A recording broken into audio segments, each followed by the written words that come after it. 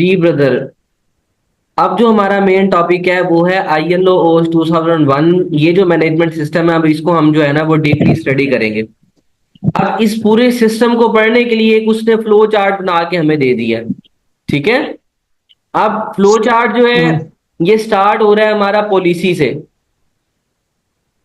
ये जो आपको एरो नजर आ रहा है ये डाउन टू दी हायरार्की इस चीज को जो है वो नीचे की तरफ रिप्रेजेंट कर रहा है। यानी फर्स्ट ऑफ ऑल हमारे पास जो इसका सेगमेंट है वो है पॉलिसी का। सेकंड जो हमारे पास आएगा फिर ऑर्गेनाइजिंग, फिर उसके बाद प्लानिंग एंड इंप्लीमेंटिंग, फिर इवेलुएशन, और लास्ट में हमारे पास यहाँ पे क्या आ रहा है, action for the improvement. Clear है। तो पॉलिसी के हवाले से हम बात कर रहे थे कि स्टार्ट हो रहा है पॉलिसी से, फिर ऑर्गेनाइजिंग, फिर implementing, planning and implementing, evaluation, और लास्ट पे फिर हमारे पास क्या है, एक्शन फॉर इंप्रूवमेंट। अब यहाँ पे आप अगर इस चीज को देखें साइड पे, तो ये ऑडिट जो है ये बेसिकली साइड पे नजर आ रहा है आपको। और ये जो आपको ये डॉटेड लाइंस नजर आ रही हैं, ये जो डॉटेड लिंक नजर आ रहे हैं, ये आपके जो है कंट्रोल लिंक हैं, और ये जो फुल ब्लैक लाइन वाले हैं ये आपके पास क्या हैं, इंफॉर्मेशन लिंक है। अब कंट्रोल लिंक से मुराद क्या है कि ऑडिट जो है बेसिकली वो इन तमाम के तमाम पॉइंट्स को ऑडिट साइड पे इसलिए है कि ये policy, organising, planning and implementing, evaluation और एक्शन फॉर इंप्रूवमेंट, इन तमाम के तमाम सेट को क्या कर रहा है, कंट्रोल कर रहा है ये। यानी आप किसी भी फेज पे ऑडिट कर सकते हैं। साइड पे ऑडिट को रखने का और टू वे एरो बनाने का पर्पस ये है कि किसी भी स्टेप के ऊपर आप ऑडिट करें और उस चीज को चेक कर सकते हैं कि जो चीजें आप कर रहे हैं क्या वो प्रॉपरली जिस तरह प्लानिंग आपने की है उस तरह है या नहीं है। ठीक है। और ये साइड पे जो है ये आपको नजर आ रहा है, ये है एक दूसरे के साथ इंटरलिंक्ड है। और ये जो आपको एक बड़ी ब्रैकेट लास्ट पे नजर आ रही है, इसका मतलब ये है कि एक्शन फॉर इंप्रूवमेंट पे जब आप पहुंचेंगे और अगर आप कोई ऐसा चीज आइडेंटिफाई करते हैं कि जिसमें इंप्रूवमेंट की जरूरत है, तो ये यहां से स्टेप आपको वापस रिवर्स किस जगह पे ले जाएगा, प्लानिंग एंड इंप्लीमेंटिंग की तरफ ले जाएगा।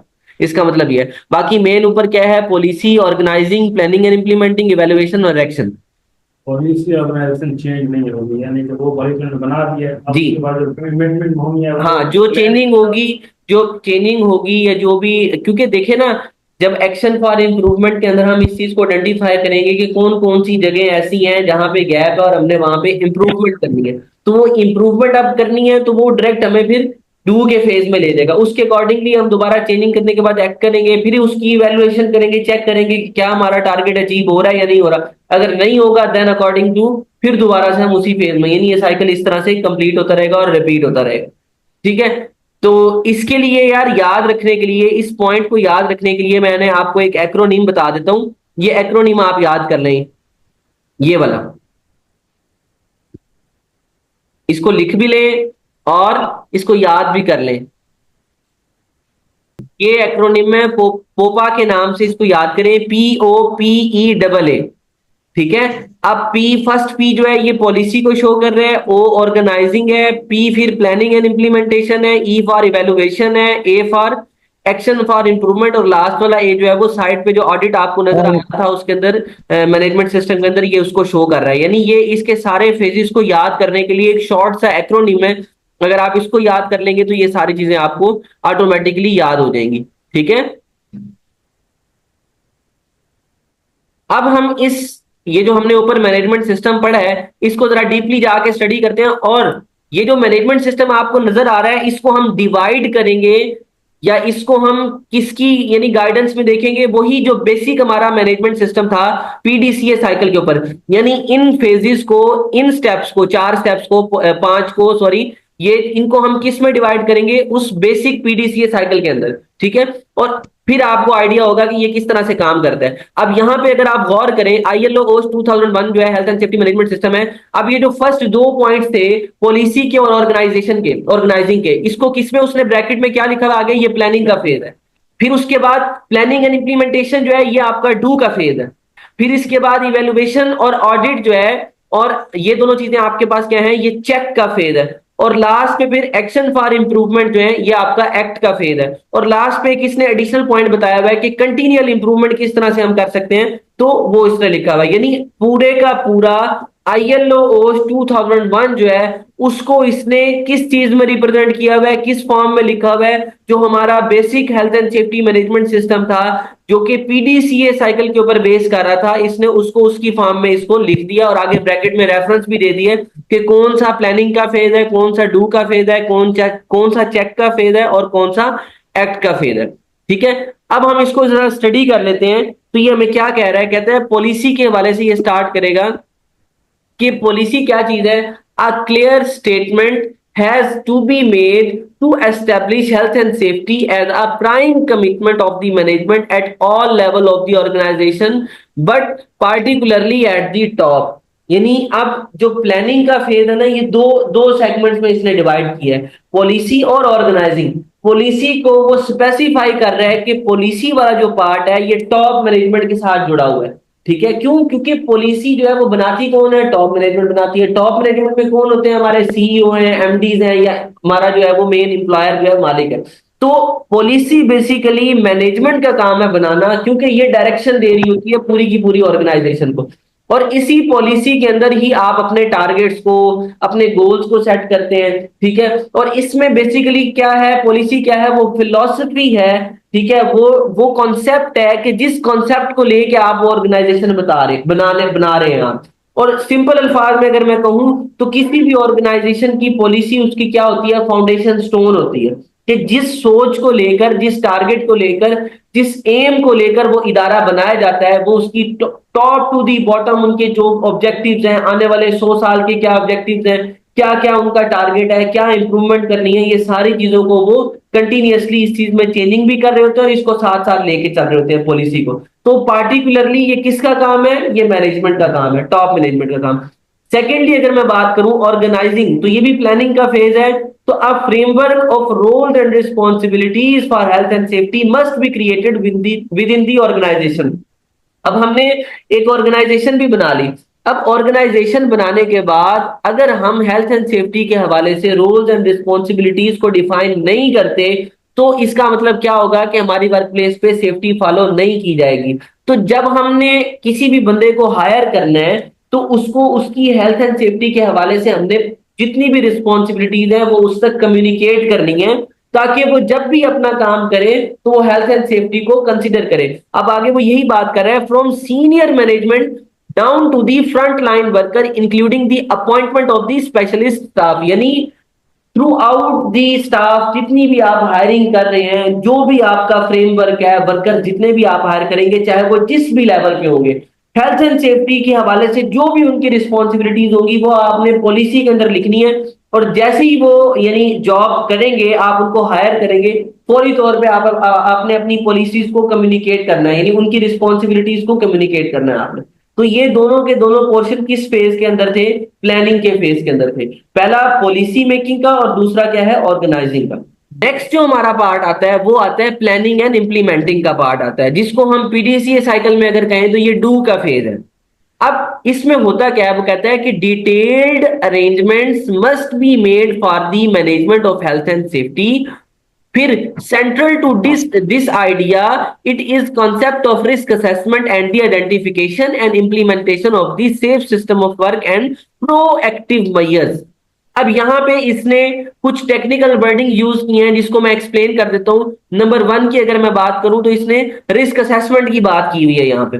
तो बेसिकली रिस्क असेसमेंट क्या होती है? डिफरेंट इंटरव्यूज में भी आपसे क्वेश्चन पूछा जाता है और बड़ी ही इंपॉर्टेंट टर्म है ये हेल्थ एंड सेफ्टी की फील्ड में। तो रिस्क असेसमेंट में बेसिकली क्या हो रहा होता है कि फर्स्ट ऑफ ऑल हम क्या करेंगे कि जो भी हमारे वर्क प्लेस के ऊपर या हमारी एक्टिविटी के अंदर जितने भी रिस्क मौजूद है, सबको आइडेंटिफाई करेंगे। और रिस्क को आइडेंटिफाई करने का बेस्ट मेथड क्या है कि आप अपनी एक्टिविटी को, अपनी जॉब को, अपने टास्क को छोटे छोटे स्टेप्स में डिवाइड करें।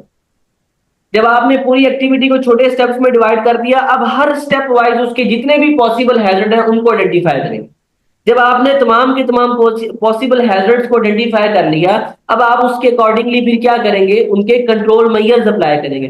कंट्रोल मेजर्स अप्लाई करते वक्त आप ये देखेंगे कि वहां पे प्रीवियसली जो कंट्रोल मेजर पहले से अप्लाई हुए हैं वो कौन कौन से हैं, प्लस एडिशनल जो कंट्रोल मेजर जो आप समझते हैं कि जरूरी हैं, जो पीछे गैप मौजूद है, वो आप अप्लाई करेंगे। वो अप्लाई करने के बाद फिर उसके अंदर रिस्क असेसमेंट के अंदर एक रिस्क प्रोफाइलिंग का एक अलग से खाना होता है, जो हमें इस चीज को हाईलाइट कर रहा होता है कि क्या ये रिस्क फैक्टर जो इस टास्क के अंदर, इस एक्टिविटी के अंदर मौजूद है, ये किस कैटेगरी में फॉल करता है, हाई रिस्क कैटेगरी में है, मीडियम है, या फिर लो कैटेगरी के अंदर है। तो ये एक अलग से बॉक्स इसके अंदर मौजूद होता है। एडिशनल इंफॉर्मेशन में उस जगह की इंफॉर्मेशन, इक्विपमेंट की इंफॉर्मेशन, एक्टिविटी की information, permit number, each and every detail जो है वो आपकी यानी रिस्क असेसमेंट जो है इसके अंदर मौजूद होती है। प्लस अगर मैं बात करूं तो रिस्क असेसमेंट के अंदर कुछ एडिशनल हैजर्ड्स को भी डिस्कस किया जा रहा होता है। जैसे अगर किसी प्लांट की किसी स्पेसिफिक एक एरिया की रिस्क असेसमेंट है, तो उसमें हम कुछ जैसे इन्वायरमेंटल हैजर्ड है, जैसे अगर गल्फ की बात करें तो हीट स्ट्रोक, हीट स्ट्रेस का मसला है, या हाई स्पीड विंड हो रही है, ठीक है, या कोई अर्थक्वेक आ रहा है, या आपका फ्लड आ रहा है, या हाई स्पीड रेनिंग हो रही है, यानी इस तरह के हैजर्ड्स भी जो है ये सारे के सारे आप अपनी रिस्क असेसमेंट के अंदर क्या कर रहे होते हैं, इन चीज को, यानी ये रिस्क असेसमेंट जब बनाई जाती है तो इन फैक्टर्स को भी नजर में रख के, मद्देनजर रखते हुए असेसमेंट बनाई जाती है। अब जैसे फॉर एग्जांपल उन्होंने लिखा होता है कि अगर फॉर एग्जांपल इतनी स्पीड विंड की अगर होगी तो इस स्पीड के ऊपर जो है वो लिफ्टिंग एक्टिविटीज जो है वो स्टॉप कर दी जाएंगी, ठीक है। और अगर फॉर एग्जांपल हमारे पास हीट स्ट्रेस इतनी ज्यादा, हीट स्ट्रोक बढ़ जाती है, टेम्परेचर रेज कर जाता है, ब्लैक फ्लैग जो है वो काले झंडे लगा देते हैं, तो उस सिचुएशंस में कौन कौन सी एक्टिविटी स्टॉप करनी है।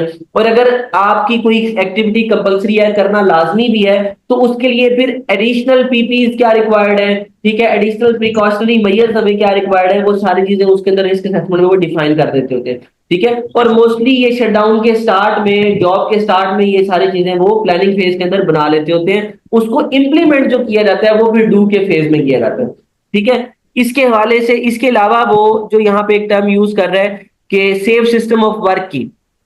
अब ये सेफ सिस्टम ऑफ वर्क क्या चीज है, बेसिकली सिंपल अगर मैं आपको कहूं तो किसी भी काम को सेफली एग्जीक्यूट करवाने के हवाले से जो जो चीजें हैं, अब ये जो आपकी परमिट टू वर्क सिस्टम है, ये भी सेफ सिस्टम ऑफ वर्क का हिस्सा है, रिस्क असेसमेंट है, ठीक है। इसके बाद कोई भी एडिशनल सर्टिफिकेशन है, एमएसडीएस है, उसके अलावा आपके आइसोलेशन सर्टिफिकेट्स है, रेस्क्यू प्लान है, वेंटिलेशन प्लान है, इवैक्यूएशन प्लान है आपका, उसके अलावा वर्क मेथड स्टेटमेंट जो है, ठीक है। और ये सारे के सारे डॉक्यूमेंट्स जो हैं ये सेफ सिस्टम ऑफ वर्क के अंदर आ रहे होते हैं। तो ये सारे का सारा बनाना और इसको इंप्लीमेंट करना भी डू के फेज में आता है। और लास्ट में उसने प्रोएक्टिव मेजर्स की एक टर्म यूज की हुई है। तो प्रोएक्टिव मेजर्स क्या चीज है, हर वो तदाबीर, एहतियाती तदाबीर जो हादसा होने से पहले लिए जाती हैं, वो प्रोएक्टिव मेजर है। जैसे फुल बॉडी हार्नेस आप पहनते हैं वर्क प्लेस के ऊपर काम करने से पहले, तो ये फुल बॉडी हार्नेस क्या है, ये प्रोएक्टिव मेजर है, यानी हादसा हुआ तो नहीं है लेकिन आपने गिरने से बचने के लिए तो यानी आप उसको यूज कर रहे हो। और अगर मैं बात करूं कि फुल बॉडी हार्नेस काम कब करती है, तो असल में ये ऐसी पीपी है, ये नॉर्मल रूटीन में काम नहीं कर रही होती, ये फंक्शनल तब होती है जब कोई बंदा गिरता है, ठीक है। जब बंदा गिरता है तभी ये वर्किंग करती है और आपको गिरने से रोकती है, ठीक है। तो ये बेसिकली फॉल प्रिवेंशन के अंदर आ जाती है, यानी आपको यानी फॉल प्रोटेक्टिव कह लें या फॉल प्रिवेंशन डिवाइसेस जिनको हम कह रहे होते हैं, कि जब तक आप गिरेंगे नहीं तब तक ये आपने एक किस्म की पहनी हुई है, ये एप्लीकेबल नहीं है, फंक्शनल नहीं हुई। जब आप गिरोगे तब ये अपना काम करेगी और आपको प्रोटेक्ट करेगी जमीन के साथ कोलाइड करने में, ठीक है। तो ये सारे के सारे डिफरेंट प्रोएक्टिव मेजर्स जो होते हैं ये लिए जाते होते हैं। तो ये प्लानिंग और इंप्लीमेंटिंग का फेज है। फिर हम बात करें इवेल्युएशन और ऑडिट, ये दो स्टेप हैं जो चेक के अंदर आते हैं, यानी पीडीसीए साइकिल का जो चेक का फेज है ये उसमें आते हैं। अब इवेल्युएशन क्या चीज होती है कि method must be devised to monitor and review the effectiveness of the arrangement put in place. This might be done reactively by reviewing accident and ill health statistics और actively by reviewing the inspection report. अब evaluation के हवाले से वो क्या बता रहा है, बड़ा इंपॉर्टेंट पॉइंट है, ठीक है, और बड़ा टेक्निकल पॉइंट है। क्या कहते हैं कि जब आप इवेल्युएशन कर रहे होते हैं किसी भी चीज की, तो आप ये चेक कर रहे होते हैं कि जो वर्क मेथड्स आपने, जो safe system of work develop किया हुआ है, क्या वो प्रॉपरली इंप्लीमेंट हो रहा है, और जो डिजायर्ड आउटकम्स हम चाहते थे वो हमें अचीव हो रही है या नहीं। अब इवेल्युएशन दोनों तरह से की जा सकती है, एक्टिव मॉनिटरिंग से भी की जा सकती है और रिएक्टिव मॉनिटरिंग से भी की जा सकती है। अब एक्टिव तो पहले मैंने आपको बता दिया कि हादसा होने से पहले, जैसे इंस्पेक्शन अब हादसा होने से पहले की जाती है, ठीक है। लेकिन जो एक्सीडेंट रिपोर्ट्स हैं, इल हेल्थ रिकॉर्ड्स हैं, ये हादसा होने के बाद कि हादसा हुआ, होने के बाद आपने वो पूरी इन्वेस्टिगेशन रिपोर्ट चेक कर ली, इल हेल्थ रिकॉर्ड चेक किया आपने, प्रीवियस आपने जो है, उसके अलावा आपने जो है क्या कहते हैं इसको, एक्सीडेंट रिकॉर्ड्स वगैरह आप चेक कर रहे हो, तो ये सारे रिकॉर्ड जो है ये बेसिकली रिएक्टिव मॉनिटरिंग के अंदर आ रहे होते हैं। तो इन सारी चीजों को भी चेक करके आप वहां पे वर्क प्लेस की इवेल्युएशन कर सकते हो। बेसिकली इवेल्युएशन का टारगेट क्या है कि जो टारगेट हमने सेट किए थे, जो ऑब्जेक्टिव्स थे, वो हमें अचीव हो रहे हैं या नहीं हो रहे। ठीक है, फिर इसके बाद आता है ऑडिट का फेज। अब ऑडिट भी वही चीज है, लेकिन ऑडिट क्या होता है, एक सिस्टमैटिक अप्रोच होती है, क्रिटिकल एनालिसिस होता है, डीप डाउन जाके आप मैनेजमेंट से लेकर फर्स्ट लाइन वर्कर तक हर एक चीज को आप क्या करते हो, जाके एग्जामाइन करते हो, उनको देखते हो, ऑब्जर्व करते हो, स्टडी करते हो। ठीक है, उसमें ये होता है कि मैनेजमेंट से वो शुरू करते हैं, आपकी जितनी भी डॉक्यूमेंटेशन है उनको पहले स्टडी करते हैं, उनको कंपेयर करते हैं। ठीक है, और इस तरह से उसको ऑडिट करते हैं, और जितने भी वहां पे मिस्टेक्स हो रही होती हैं, जो हैजर्ड आइडेंटिफाई होते हैं, जो शॉर्ट कमिंग्स आइडेंटिफाई होती हैं, हर एक चीज को हाईलाइट करने के बाद ऑडिटर जो होता है वो आपको उसका सोल्यूशन बना के देता है, उसमें इंपॉर्टेंट चेंजेस करके देता है, देन आप उसको उसकी रिकमेंडेशंस के मुताबिक इंप्लीमेंट करते हो। तो ये बेसिकली ऑडिट का फेज होता है। वैसे इंफॉर्मेशन के लिए आपको बता देता हूं कि दो तरह के ऑडिट होते हैं, वैसे नेक्स्ट हम इसको टॉपिक में पढ़ेंगे नेक्स्ट चैप्टर के अंदर। लेकिन क्या क्या है ऑडिट के अंदर, एक इंटरनल ऑडिट होता है, एक एक्सटर्नल ऑडिट होता है। इंटरनल ऑडिट क्या होता है कि अंदर की कोई टीम होती है, उस ऑर्गेनाइजेशन के अंदर काम करने वाले जो मेन मेन बंदे होते हैं, वर्कर्स जो ट्रेंड होते हैं, उनको थोड़ी बहुत ट्रेनिंग देके हम उनको ऑडिट की रिस्पॉन्सिबिलिटी देते हैं और वो ऑडिट कर देते हैं। ठीक है, और एक्सटर्नल ऑडिट क्या होता है कि बाहर से हम थर्ड पार्टी टीम जो है, सर्टिफाइड टीम जो है, उनको हम हायर करते हैं और वो आके हमारी वर्क प्लेस के ऊपर ऑडिट कर रहे होते हैं। तो ये था ऑडिट हमारा। नेक्स्ट जो हमारा एक्ट का फेज है, तो वो है एक्शन फॉर द इंप्रूवमेंट। अब हमने इवेल्युएशन भी की और ऑडिट भी कराया, तो ऑब्वियसली सी बात है इन दोनों स्टेप्स के अंदर चीजें हाईलाइट होंगी, शॉर्ट कमिंग हाईलाइट होगी, जो गैप होंगे वहां पे वो हाईलाइट होंगे। यानी जिस तरह से हमने चीजों को प्लान किया था, जो हमारी ऑब्जेक्टिव थी, उसके हवाले में जो भी चीज हर्डल क्रिएट कर रही होगी, उन सारी चीजों को हम एक्शन ऑफ इंप्रूवमेंट में देखेंगे कि any shortcoming identified by the review process must be corrected as soon as possible by making whatever adjustment are necessary to the policy. अच्छा हाँ, अब इसमें एक और policy organisation and the arrangement of the implementation, यहाँ पे इसने एक और चीज भी करती है कि अब आपने देखा कि एक्शन ऑफ इंप्रूवमेंट में कोई ऐसी चीज हमारी आइडेंटिफाई हुई जो पॉलिसी में भी नहीं थी, तो एक्शन फॉर द इंप्रूवमेंट आपको पॉलिसी में भी चेंजिंग करने पे मजबूर कर सकते हैं। यानी ऐसा नहीं है कि पॉलिसी जो है वो आपने एक दफा बना ली तो वो जो है पत्थर पे लकीर है, अब उसमें कोई चेंजिंग नहीं हो सकती। ठीक है, वो हार्ड रूल है बना दिया आपने, नहीं। आप accordingly with the passage of time जब चीजों को रिव्यू करेंगे, तो कोई ऐसी चीज अगर आइडेंटिफाई होती है जो पॉलिसी में भी चेंजिंग मांगती है, पॉलिसी में भी इंप्रूवमेंट मांगती है, तो आप उसको अकॉर्डिंगली चेंज कर दोगे। ठीक है, और लास्ट में उसने एक पॉइंट ऐड किया है कंटिन्यूअल इंप्रूवमेंट। इसका मतलब क्या है, the intention is that the safety management system will not remain static, ये एक जगह पे स्टैटिक ना हो जाए, बल्कि क्या हो कि but will develop over time, with the passage of time इसमें चेंजिंग आए, इवेल्युएशन किया जाए इसमें। ठीक है, to become increasingly appropriate and useful to organization that it exists to serve। यानी जिस ऑर्गेनाइजेशन को सर्व करने के लिए वो सिस्टम बनाया गया है, वो उसको with the passage of time और भी बेहतर तरीके से सर्व कर सके, तो इसलिए कंटिन्यूअल इंप्रूवमेंट क्या है, बहुत ज्यादा जरूरी है। ठीक है, तो ये पूरे का पूरा सिस्टम था आईएलओ ओश का, जिसको हमने किसके साथ कंपेयर करके पढ़ा है, basic health and safety management system के साथ, जो कि क्या था, पीडीसीए साइकिल के ऊपर बेस कर रहा था। तो आईएलओ ओश पूरे के पूरे को हमने पीडीसीए साइकिल के अंदर डिवाइड किया, उसके साथ कंपेयर किया और इसको स्टडी किया। आगे उसने लास्ट पे एक नोट लिखा हुआ है कि जो आपको हर एक हेडिंग के आगे ब्रैकेट नजर आ रही है, बेसिकली ये आपको हेल्प करने के लिए है कि आपको आइडिया हो सके कि प्लानिंग का फेज कौन सा है, डू का फेज कौन सा है, चेक का कौन सा है और एक्ट का कौन सा है। तो ये मैनेजमेंट सिस्टम इस तरह से हमारा क्या हो गया, कंप्लीट हो गया। अब अगर मैं नेक्स्ट मैनेजमेंट सिस्टम की बात करूं, तो वो है ISO 45001, the occupational health and safety management system standards. ठीक है, अब आईएसओ के हवाले से आपको पता है कि ये क्या है, इंटरनेशनल ऑर्गेनाइजेशन ऑफ स्टैंडर्डाइजेशन। अब इसने एक हमें सिस्टम डेवलप करके दिया है।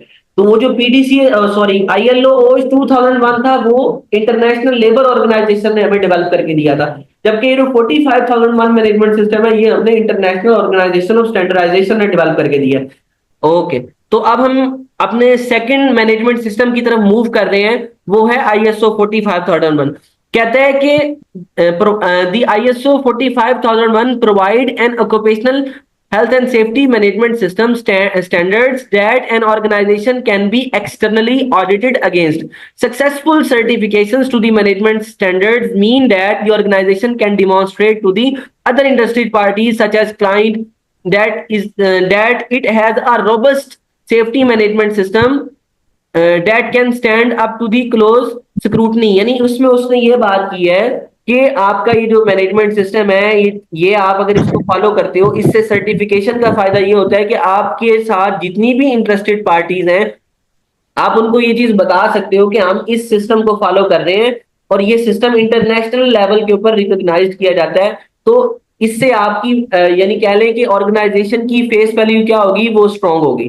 ठीक है, तो ये जो सिस्टम भी जो है वो PDCA साइकिल के ऊपर भी बेस कर रहा है, लेकिन इसमें कुछ एडिशनल चीजें भी हैं वो इंटरलिंक्ड है। अब हम इसकी अगर आउटलाइन के ऊपर बात करें, इस पिक्चर के ऊपर अगर हम आए तो अब अगर गौर करें तो ये जो सेंटर में सर्कल आपको नजर आ रहा है ये वही PDCA साइकिल ही है, PDCA आपको नजर आ रहा होगा। लेकिन इसमें ये जो ऊपर स्टार्ट पे आपको कुछ 3 चीजें एडिशनल नजर आ रही होंगी, ये चीजें इस ISO 45001 को डिस्क्रिमिनेट करती हैं, डिफ्रेंशिएट करती हैं एज कंपेयर टू ILO 2001 से। अब वो क्या चीजें हैं, वो 3 इंपॉर्टेंट चीजें हैं कि सबसे पहले ये जो यहां से स्टार्ट हो रहा है सेंटर से कि ये सिस्टम जो है ये according to the context of the organisation design किया जाता है। यानी जिस तरह की ऑर्गेनाइजेशन होगी ये उस तरह से डिजाइन किया जाएगा। ऑयल एंड गैस की ऑर्गेनाइजेशन है वो उसके लिए अलग सिस्टम होगा, आपकी कंस्ट्रक्शन फील्ड है कोई उसके लिए अलग सिस्टम होगा, आपकी कोई वैसे आप कह लें कि ऑफिस है कोई आपकी पूरी एक बिल्डिंग है इंटरनेशनल या कमर्शियल बिल्डिंग है उसके हवाले से ये सिस्टम अलग से डिफाइन होगा। तो यानी ये सिस्टम का प्लस पॉइंट इस सिस्टम का ये है कि ये कॉन्टेक्स्ट ऑफ द ऑर्गेनाइजेशन को लेके चलता है साथ में। सेकेंडली ये किस चीज को एड्रेस करता है, needs and the expectation of the workers and the other interested parties. यानी इस पूरे सिस्टम के अंदर इन चीजों को भी डिस्कस किया जाता है कि जो वर्कर्स वहां काम कर रहे हैं उनकी नीड्स क्या है और वो ऑर्गेनाइजेशन से क्या एक्सपेक्ट कर रहे हैं। और प्लस जो दूसरी इंटरेस्टेड पार्टीज हैं यानी जो स्टेक होल्डर्स हैं यानी जिनका फायदा या नफा और नुकसान उस ऑर्गेनाइजेशन के साथ जुड़ा हुआ है, उन लोगों की क्या नीड्स हैं, यानी किस जरूरत को मद्देनजर रखते हुए उन्होंने इस ऑर्गेनाइजेशन के अंदर अपना शेयर मिलाया और उनकी एक्सपेक्टेशन क्या है, इन चीजों को भी डिस्कस करता है ये ISO जो है 45001। और प्लस एक्सटर्नल और इंटरनल इश्यूज जितने भी हैं इन चीजों को भी वो क्या करता है, एड्रेस कर देता है। अब आपके ज़हन में आ रहा होगा भाई एक्सटर्नल इश्यूज क्या हैं, तो एक्सटर्नल इश्यूज के अंदर आपकी जितने भी ये जो एनफोर्समेंट एजेंसीज हैं ये एक्सटर्नल में आते हैं। आपका जो मीडिया सेल हो गया, उसके अलावा और डिफरेंट जो ऑर्गेनाइजेशन है ये सारे के सारे, या इंश्योरेंस आपकी टीम होगी, ये एक्सटर्नल पार्टीज के अंदर आती है। इंटरनल पार्टीज के अंदर अगर हम बात करें तो डिफरेंट लेवल के ऊपर आपके जितने भी वर्कर्स वहां काम कर रहे हैं, ठीक है, और ये सारे लोग जो हैं ये इंटरनल। तो इन सबके जो इश्यूज हैं इनको भी एड्रेस करता है, इनको कंसिडर करते हुए इनके जितनी प्रॉब्लम्स हैं उनके सोल्यूशन देता है कौन,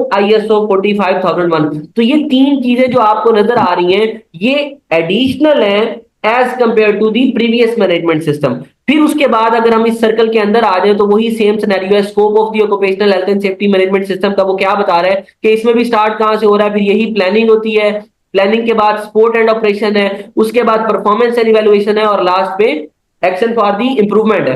अब इस पिक्चर के अंदर आप लोग एक सेंटर के अंदर भी सर्कल देख रहे होंगे, जिस तरह आपने 9वीं 10वीं में आपको याद होगा एक वेन डायग्राम थी। तो वेन डायग्राम के अंदर हम बात करें तो सेंटर के अंदर लीडरशिप एंड वर्कर पार्टिसिपेशन आ रहा है और बाकी जितने भी सर्कल आपको नजर आएंगे ये इसको ओवरलैप कर रहे हैं। मीन्स दैट कि अगर सेंट्रल टारगेट अचीव नहीं होता तो बाकी जो आपके आउटसाइड पे जितने भी सर्कल मौजूद हैं वो आप अचीव नहीं कर सकते। और सेंट्रल टारगेट क्या है हमारा कि लीडरशिप और वर्कर की पार्टिसिपेशन।